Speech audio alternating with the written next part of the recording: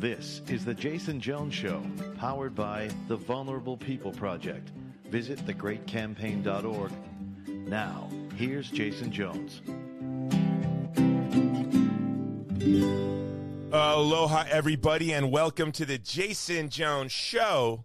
I am your host, Jason Jones, broadcasting from the humid, gray, and hot hill country of Texas. First of all, I want to say this episode is being brought to you by the Vulnerable People Project, standing in solidarity with the most vulnerable people in the world when the world has walked away. And I just want to tell you, it has been a tough couple of months at VPP. And that's saying a lot because it's been a tough couple of years. Wars, genocides, it is as if the world is unraveling. But we've had a lot of major successes this week thanks to our supporters, and I just want to share with you a few of them. One, if you get our email, which you can get by going to vulnerablepeopleproject.com, signing up for an email. You can sign up for the email list or donate, and then we'll update you. We have been working on evacuating wounded women and children, starting with the Christian community of Gaza. We've been evacuating them to Egypt, to hospitals in Egypt, and a woman early on, an organization came to us and said, we need help.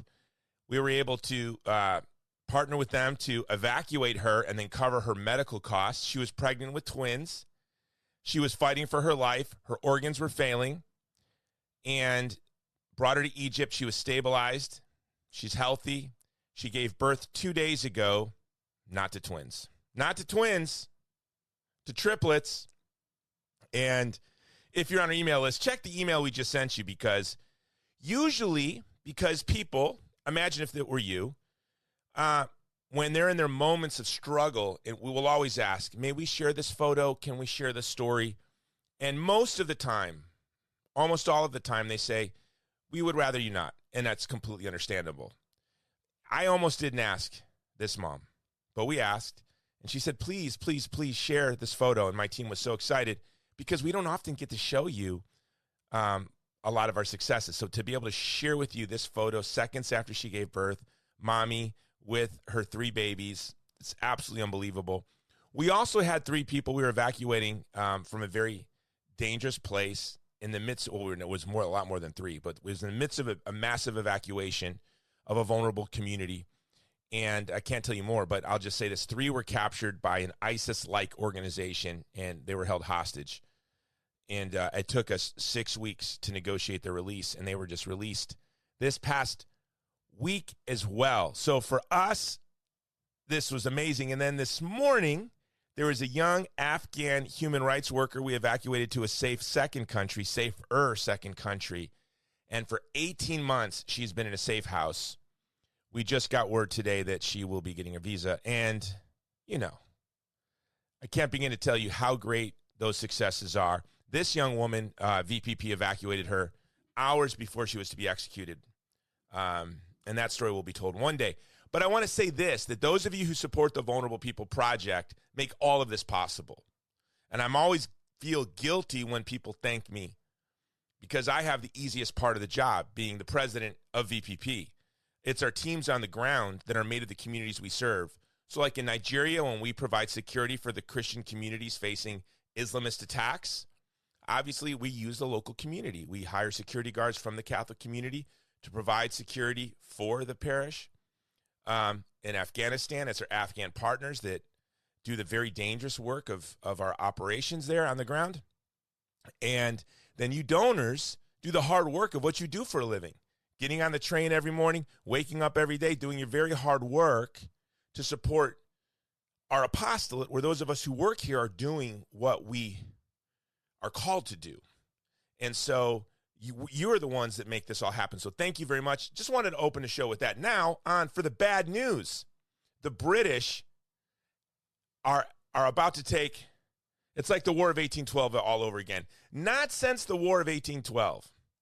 Not since there were shootouts in the Capitol. And I don't know if any of you have been to the Capitol, but it's amazing where you can put your finger into the bullet holes in the Capitol building where British redcoats in 1812 were shooting muskets, and there are holes in the wall, and I put my fingers in those holes. Also, when I was at Schofield Barracks, the very barracks I lived in, you could put your holes into bullets that were put there by Japanese Zeros. Really unbelievable.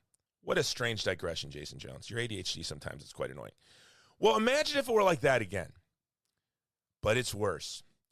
The World Health Organization has a treaty that the countries of the world will be signing this month. By the end of May, President Biden has this treaty on his desk, this agreement. What will this agreement do? It will give the WHO, an unelected bureaucracy made of kleptocrats and thugs.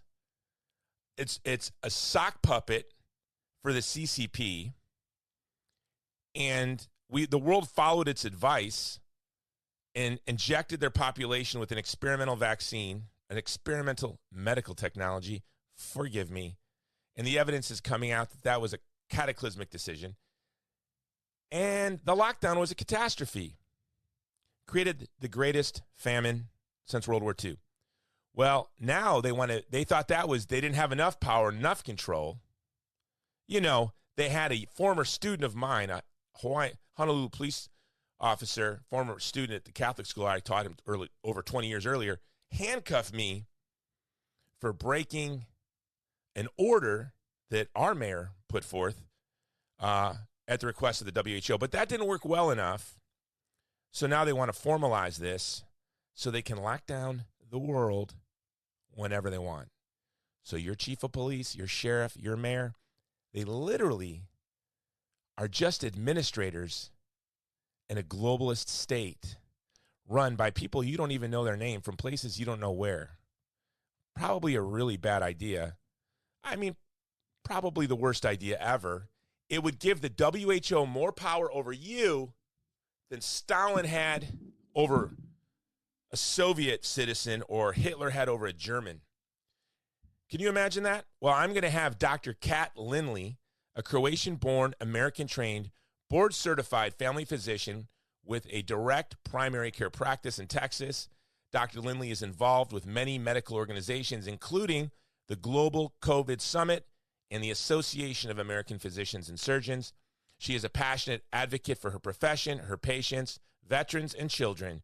She is the president and founder of the Global Health Project, a coalition of organizations, experts, and advocates dedicated to improving and protecting the health and future for humans through education, advocacy, communications and initiatives, defending health choices, sorry about that, guys, equality and responsibility. I was going to say equity. I had DEI in my head. Equality and responsibility. She is past president of the Texas Osteopathic Medical Association and Texas American Academy of Osteopathic Family Physicians. Her recent work focuses on the danger of global governance by the World Health Organization and the United Nations. We couldn't have a better guest than Dr. Kat. By the way, osteopaths are amazing. All right, well, let me get on with the show. Told you to support VPP at vulnerablepeopleproject.com. My book, The Great Campaign Against the Great Reset, is rocketing up the charts. We're barreling down on 20,000 books sold. We have some big announcements. We've partnered with major youth organizations across America that will be doing essay competitions with over $100,000 in cash and prizes between the two organizational partners. Can't wait to tell you about that. But go to Amazon or go to your local Catholic bookstore, Sophia Press. Go wherever you go to get your books and get The Great Campaign Against the Great Reset by Jason Jones. All right, on with my interview with the great Dr. Kat, battling global governance on the Jason Jones Show.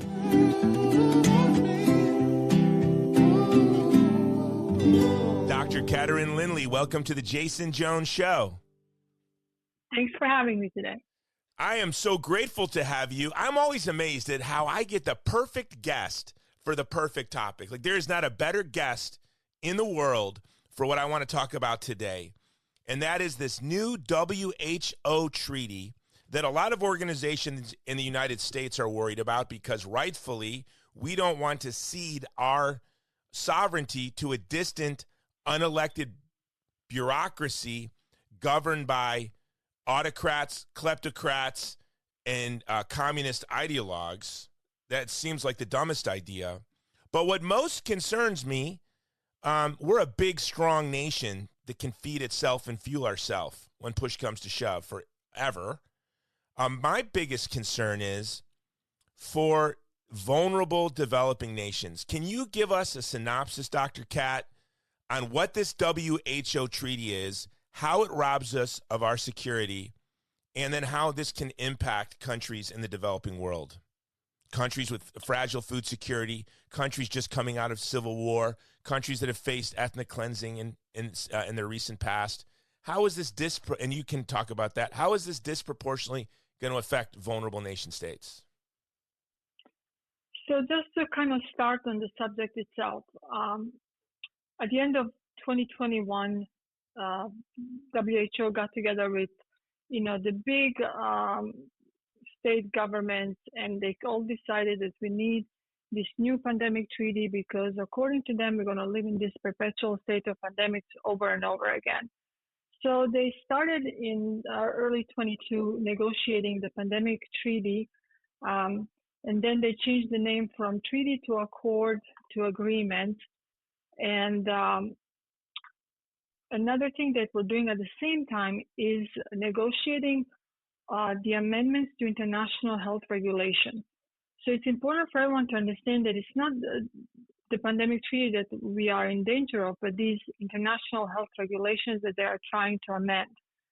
What both of these documents would accomplish is exactly what you said. It's like, I call it global totalitarian power grab and weaponization of the public health to achieve this idea of global governance by WHO and ultimately United Nations. So why do we really care about this? Is because in one of the articles for the amendments to international health regulation, they talk about this idea that if we have an outbreak of something somewhere in the world, the Director General can go in and call it an outbreak and then declare public health emergency of international concern. Once he does that, he can close the borders, he can lock down the area, limit the trade to that area, issue isolation, quarantine, tell doctors what type of treatments they can do, and ultimately institute a vaccine passport. But now they actually don't call it, they don't call it this digital ID vaccine passport. Now they call it travel document. What they will be able to do with that is ultimately affect the economy of the country, and it's an attack on national sovereignty, as you have this supranational agency telling you whether you can have trade, travel. It's an obliteration of national, not to cut you off, Doc. Exactly. There's no more national sovereignty. Exactly. And we actually, we skip global governance. We've all been worried about global governance. This is not global governance. But by the way, C.S. Lewis wrote a book about this. It's called That Hideous Strength. I'm going to do a whole show on That Hideous Strength by C.S. Lewis. How he saw this in 1943, I don't know. But we skipped global governance and we went straight to a global tyrannical oligarchy. Exactly. And that's the purpose of this, right?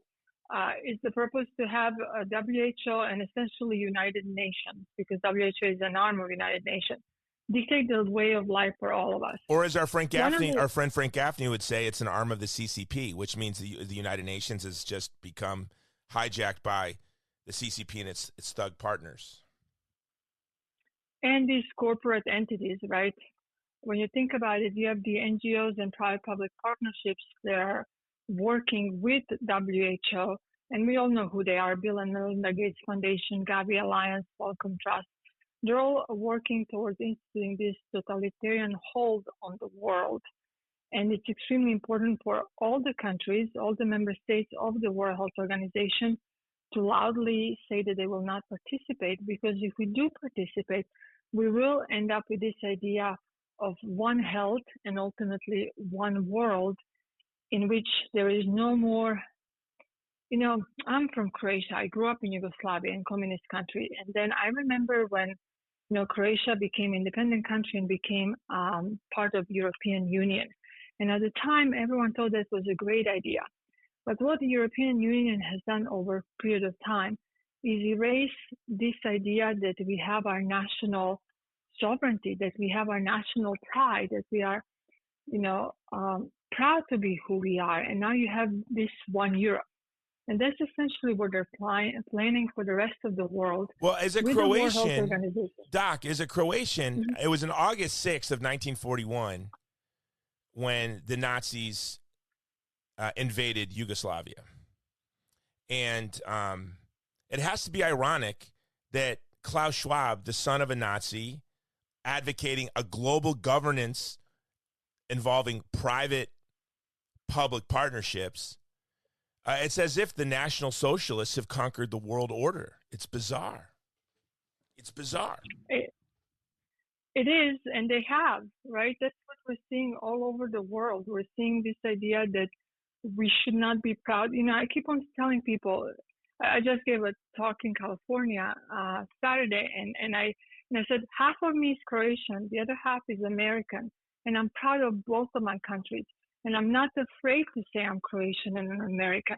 That's what they're trying to erase. They're trying to erase our identity for this idea that we all are one people, one world, that our children are their children, that our faith doesn't matter, that, our religion is the government, is this supranational agency who's going to be in charge of us. And obviously, I have 5 children. I know what it means not to be free. I grew up in communism as a child, and although I don't remember, every little detail, one thing I remember clearly as day is I was not allowed to say that we go to church, because in communist countries, there is a war on faith. I don't want my kids to ever be afraid to say that they're proud of being American, that they believe in God, that they share common sense values, that they have dreams. We are on our way to extinguishing American dream forever. And that's not the future I want for my kids. And it's more than being proud to be an American, right? Well, we're proud to be Americans. It was once I asked my son, are you proud to be an American? He was 6. He said, I'm proud to be an American. He's like, but I would be proud of whatever I was.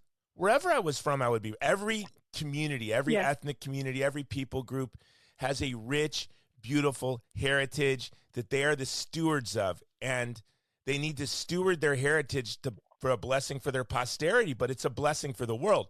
Now, the greatness of America is we all have poured in here from all over the world, stewarding our culture, our heritage, and we share it with each other. So this is why we love our country so much.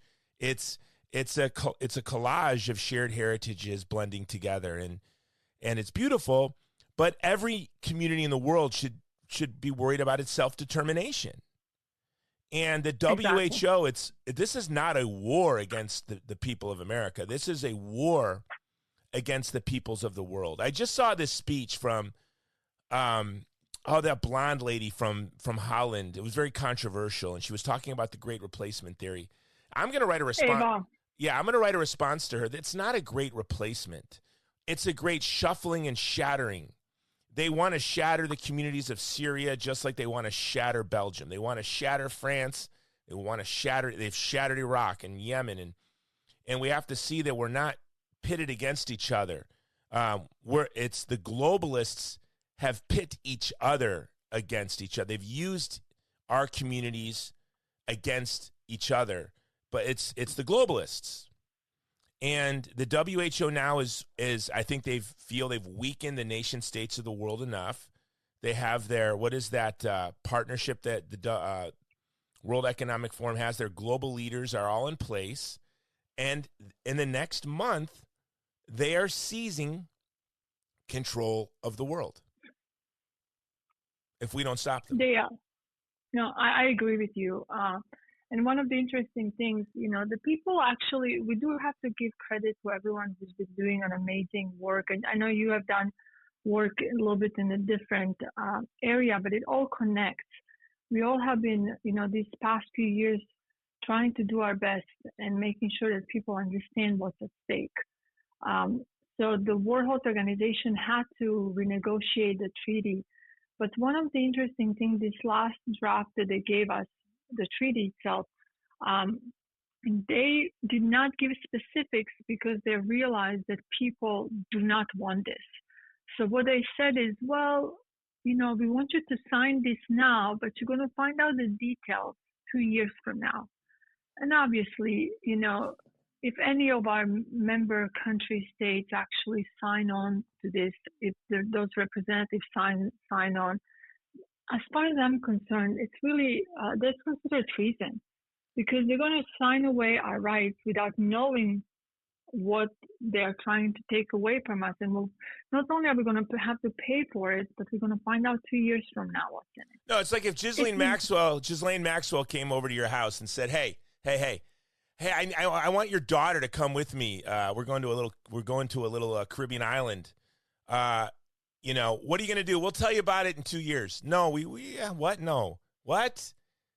They're not going to tell us about a treaty that very clearly cedes ours. And it's not like we don't know what's going to happen. Here they've done it. We just came out of the lockdowns that they think weren't efficient enough. Like, they're frustrated that a few little communities were able to shake free of their control. It frustrates them that a few little communities were to shake free from their control.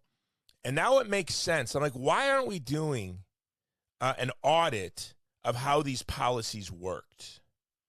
Why aren't we doing an audit on the impact of COVID policy, the lockdowns, on food security for the poorest countries? Why aren't we doing an audit on, was this vaccine a really good idea? Well, the reason why is because it was never about the health of anyone. It was about an opportunity to accumulate and amass power.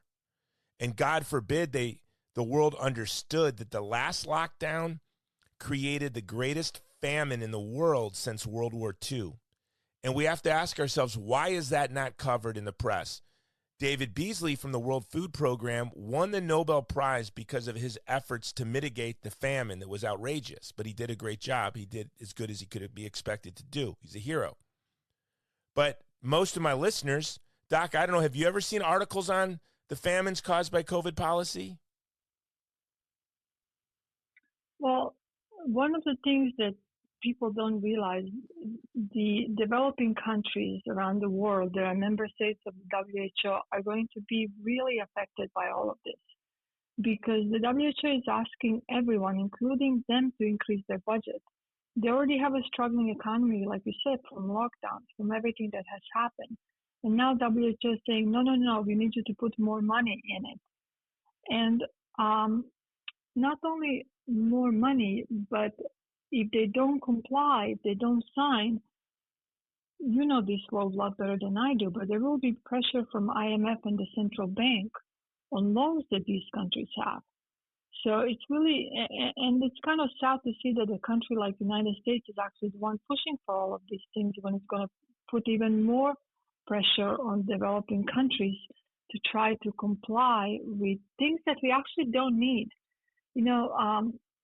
They keep on saying next pandemic is around the corner. There's going to be disease X that's 20 times worse than what we had, but we don't know what it is, but we already have a vaccine for it.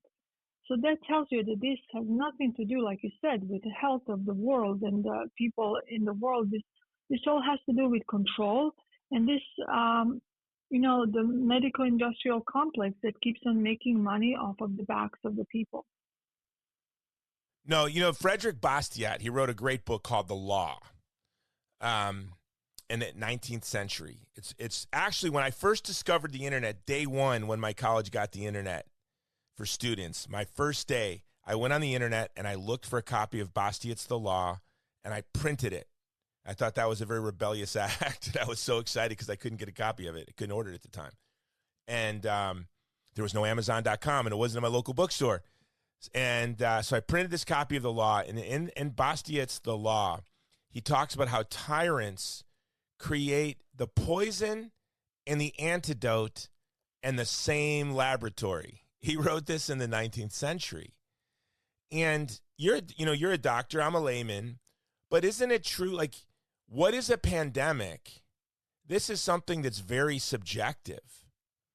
And of course, they've talked about how we have a climate emergency already and that we should have annual lockdowns to give the climate a breather. I mean, this is bizarro land. As I mentioned before, this will be used to control the population. So let's say, this country steps out of line a little bit. Oh, there's a climate change emergency in that area. We need to lock it down. We need to do this. We need to do that. It's really ridiculous, this idea that, President Biden actually, I think, started talking how we're about to have a climate change emergency, pandemic emergency, and we need to put even more draconian measures in place, which is one of the most ridiculous things ever. But one of the things to understand is the reason they talk about climate change and the reason the pandemic treaty is important to them is there is this idea of One Health agenda. One Health says that the lives of humans are not more important than the lives than plants and animals, and it's all interconnected by climate change. So they need this in place because our government and governments around the world, by the way, I've actually looked up in several countries in Europe, they already have One Health as part of their, health department, the federal health departments.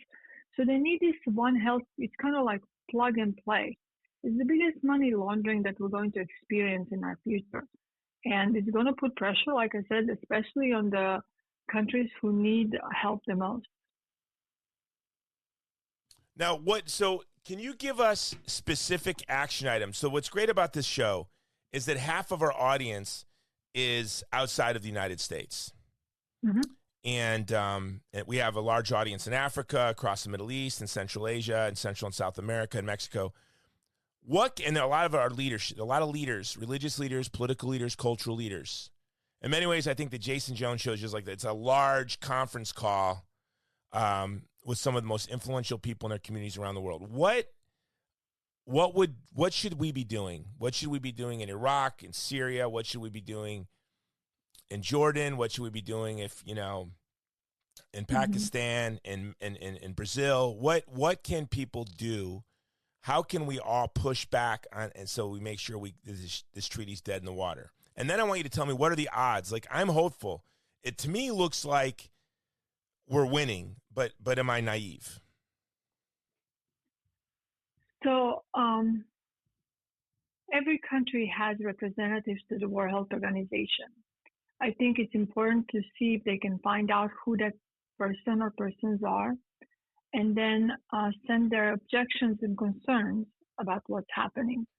They can go to Door to Freedom, so doortofreedom.org or sovereigntycoalition.org to look up specific materials that can help them as they are speaking with their representatives. And then, even just talking to the neighbor and when they go into their meetings, community meetings, discussing these things, it's important. In states, we have several bills that are coming up on state level and federal level. And there are countries around the world. Africa, actually, some African countries are doing amazing work. Last time in 22, I want to say, might have been 22 or 23, they tried to amend the international health regulations, and African countries pushed back. They realized that this would be detrimental to their own people. So they said, no, we're not going to have it. So I would just tell everyone that every voice counts, and just get involved as much as you can, and just find out if your own government is actually talking about this.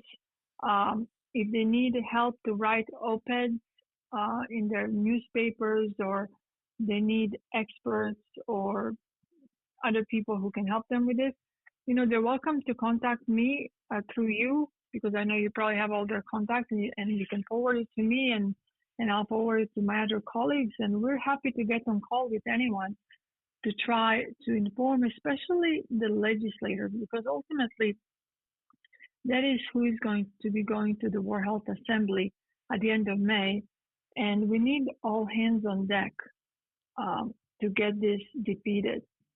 I share your optimism, and I'm also a realist, so I'll tell you, like, so I share optimism that yes, we've been doing a great job.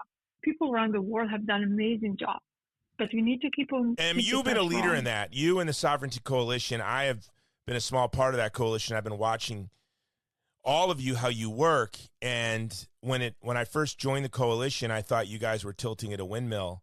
But to see how much success that you've had, it's really it's been unbelievable.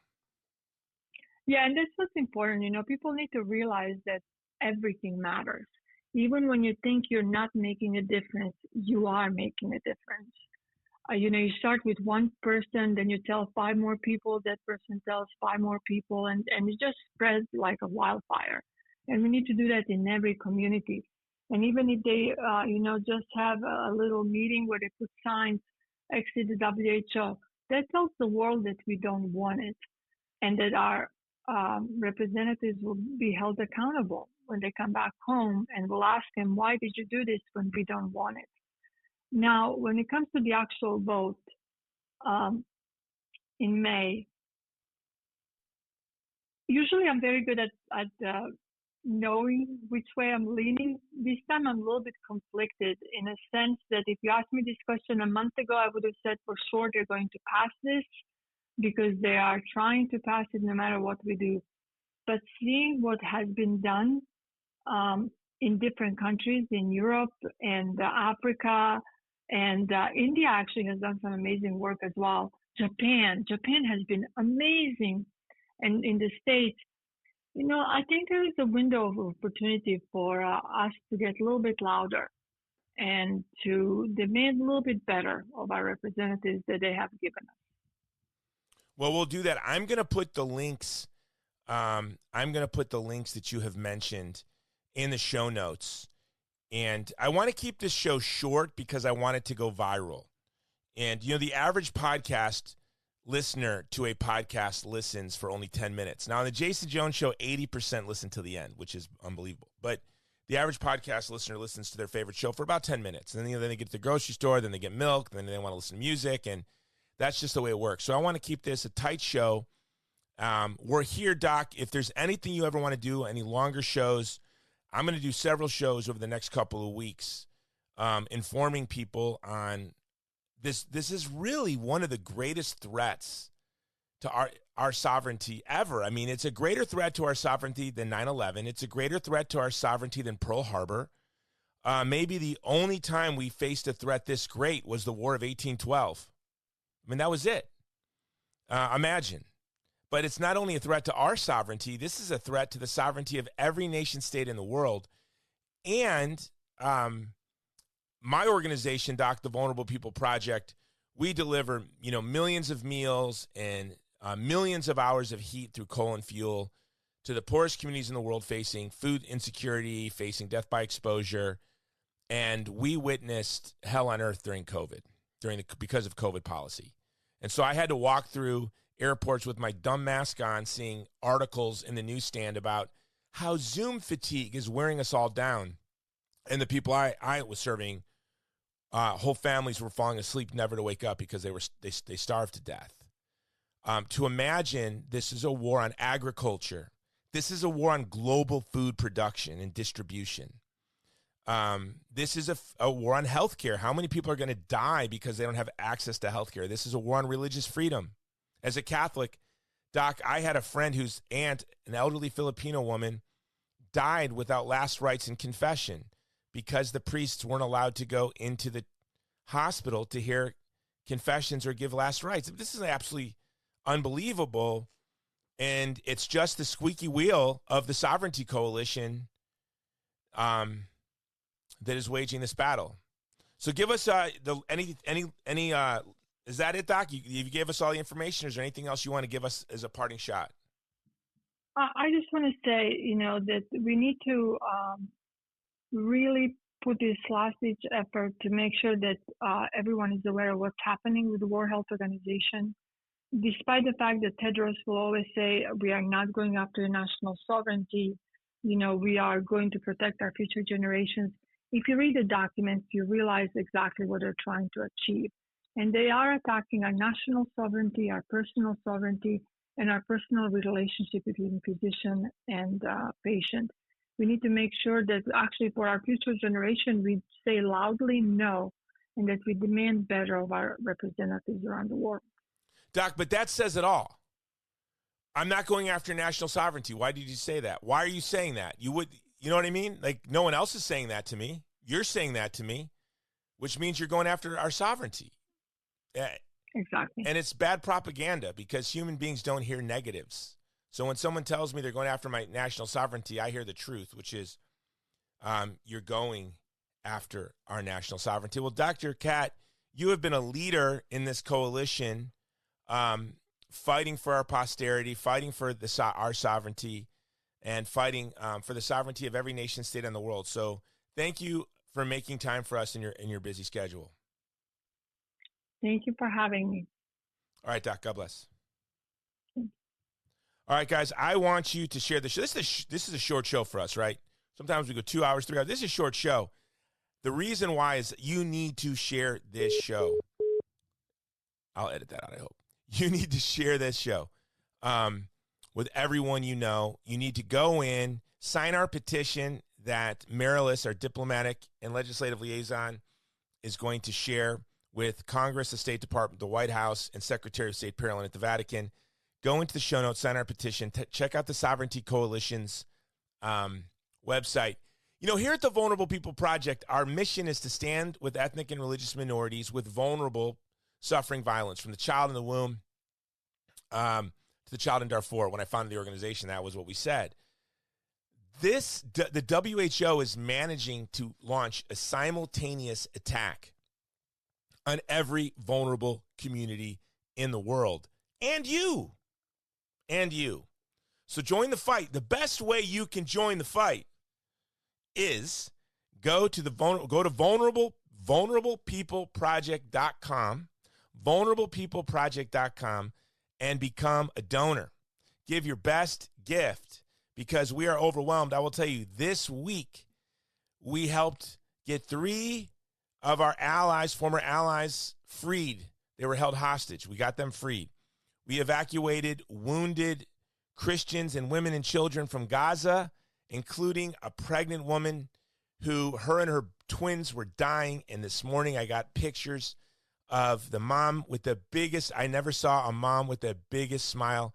This mom holding her 2 babies. Mom is healthy. Babies are healthy. And this mom had the biggest smile.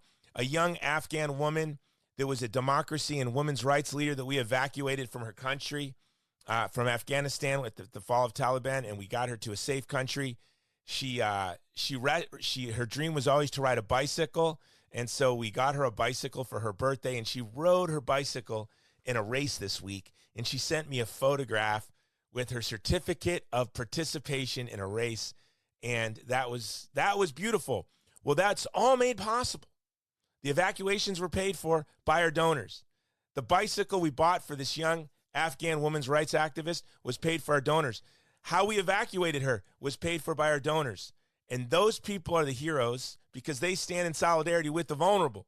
So we need you to become a part of the team. So go to vulnerablepeopleproject.com and give your best gift. And by the way, you guys are amazing.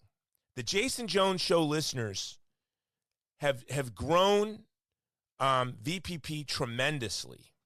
And in fact, about $1 million a year comes in from this little podcast because of people like you. 3 weeks ago, because we're getting crushed in Sudan, South Sudan, Nigeria, Malawi, India, Philippines, Afghanistan, Pakistan, Iran, Gaza. We're being crushed. And sometimes I get scared because the bank account gets really low. And then 3 weeks ago, I sat down, I sighed, I had my hand on my computer 4 weeks ago, maybe now, and I said, God, I'm never scared. I'm a little scared now. I know you never let me down. I'm a little scared now. I opened up my computer, and I hope the gentleman's listening because we've tried to reach out to him and thank him, and we sent him letters. We don't hear back. We get a $100,000 donation just out of the blue from we believe, from a Jason Jones Show listener. We don't know because just check came in, nothing said. You said, use it for what you want. Use it for what you need. And that donation was like pouring water into the sand, and it did a lot of good real quick. And so I want you to know your donation's important. Whether it's $2 a month, we have a gentleman in Syria who donates $2 a month. I say he's our biggest donor. He's a Syrian Christian, donates $2 a month. And I'm grateful for that. Or whether it's the gentleman that sends $100,000, we're grateful for that. We're a team. We're a team. And our donors are the captains of the team. We're here to serve you. All right. That is a long commercial, Jason Jones. I'm not Mike Lindell, but that was like a Mike Lindell long commercial. It's just because we help. Anyway, thank you for listening to the Jason Jones Show. Share this with your friends. By the way, my new book is out, The Great Campaign Against the Great Reset. Buy it wherever you buy your fine books. And I'm going to protest this week on giving my book out to both sides across college campuses with a personal letter from me to them. I'm going to be going to both sides with letters, handing my books and talking to the young people. All right, until next time, the Jason Jones Show. This has been the Jason Jones Show, sponsored by the Vulnerable People Project. Visit thegreatcampaign.org. That's thegreatcampaign.org.